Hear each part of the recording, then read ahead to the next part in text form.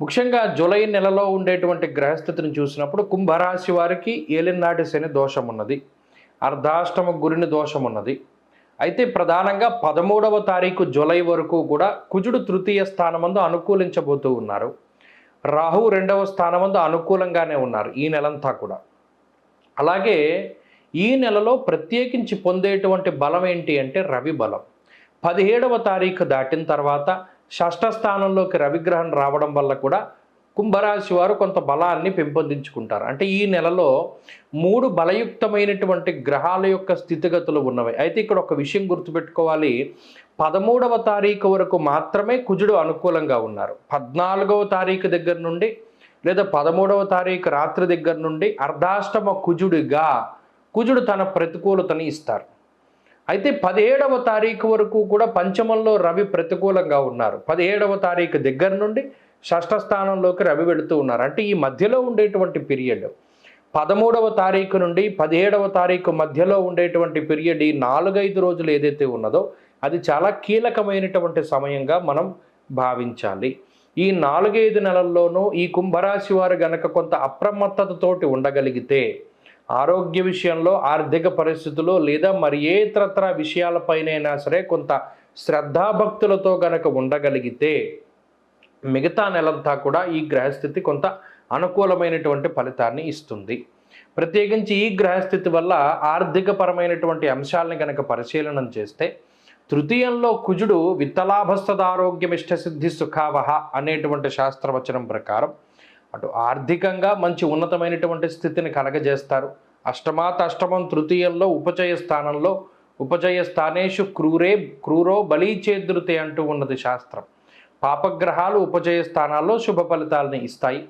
అందువల్ల కుజుడు కానీ రాహువు కానీ ఆర్థికంగా ఉన్నతమైనటువంటి స్థితిని కలగజేసేటువంటి గ్రహాలే తప్పితే ఆర్థికంగా పాడు చేసేటువంటి గ్రహాలు కాదు. కాబట్టి ఆర్థికంగా ఈ నెల కుంభరాశి వారికి చాలా అత్యద్భుతమైనటువంటి ఫలితాలు ఉన్నాయి.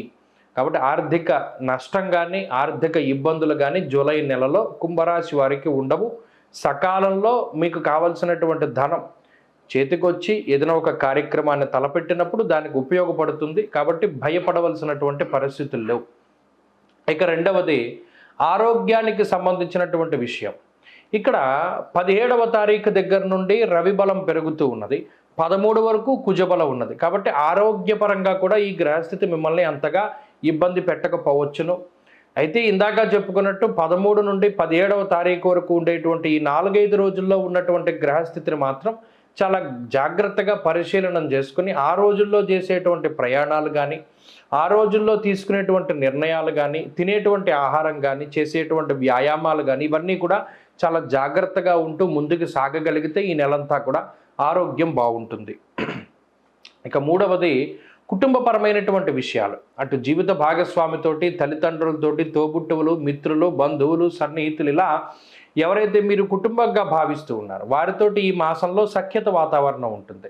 ఏదైనా చిన్నపాటి మాట పట్టింపులు కానీ లేదా వారికి ఏదైనా ఇబ్బందికరమైన పరిస్థితులు, అనారోగ్య పరిస్థితులు, మీ మీద ఏదైనా వారికి ఎవరైనా కొంత చెడు ప్రచారం చేయడం ద్వారా వారు మిమ్మల్ని గతంలో ఏదైనా మాట అన్నటువంటి సందర్భాలు, ఇవన్నీ కూడా అన్ని సమస్యలు కూడా తొలగిపోతాయి. అందరితో కూడా సత్సంబంధాలు మెరుగుపడడానికి అవకాశం ఉంటుంది. ఉద్యోగ వ్యాపారాలకు సంబంధించినటువంటి విషయాలను పరిశీలన చేస్తే ఉద్యోగ వ్యాపారాలు చాలా అద్భుతంగా ఉన్నాయి. ఉద్యోగపరంగా ఉన్నతమైనటువంటి స్థితి ఉన్నది. మంచి లాభాలు, ఉద్యోగంలో ఎదుగుదల, ప్రమోషన్ లాంటివి కనబడుతూ ఉన్నాయి. వ్యాపార లాభానికి అవకాశం ఉంటుంది. అన్ని పరిస్థితులు కూడా వ్యాపార పరంగా కానీ ఉద్యోగ పరంగా కానీ చక్కగా సానుకూలంగా ఉన్నాయి. విద్యార్థులకి గ్రహస్థితి చాలా అనుకూలంగా ఉంటుంది. జూలై నెలలో కుంభరాశి వారు ఎవరైతే పోటీ పరీక్షలు, విదేశీ యానము, మౌఖిక పరీక్షల్లో పాల్గొంటూ ఉన్నారో వారందరూ కూడా మంచి విజయాలను సాధించగలుగుతారు. స్త్రీలకు ప్రత్యేకించి ఈ గ్రహస్థితి మానసిక ప్రశాంతతని కలగజేస్తుంది, ఆరోగ్యాన్ని ఇస్తుంది. అలాగే సంతానానికి అవకాశాన్ని కల్పిస్తూ ఉంటుంది. ఉద్యోగ వ్యాపారాలు చేసేటువంటి స్త్రీలు మంచి ఉన్నతమైనటువంటి స్థాయిని చేరుకోవడానికి అవకాశాన్ని ఇస్తుంది. మొత్తం మీద కుంభరాశి వారి అందరికీ కూడా ఈ నెల చాలా మంచి ఫలితాలు గోచరిస్తూ ఉన్నాయి. జాతకంలో ఉన్న దశాంతర దశలు కూడా అనుకూలంగా ఉంటే ఇది మరింత ఉన్నతంగా ఉంటుంది. జాతకం బాగా లేకపోతే ఈ గోచార ఫలితాలు కూడా అంత గొప్పగా సంప్రాప్తం అవ్వవు. కాబట్టి కొంత జాగ్రత్తగా చూసుకోవాలి.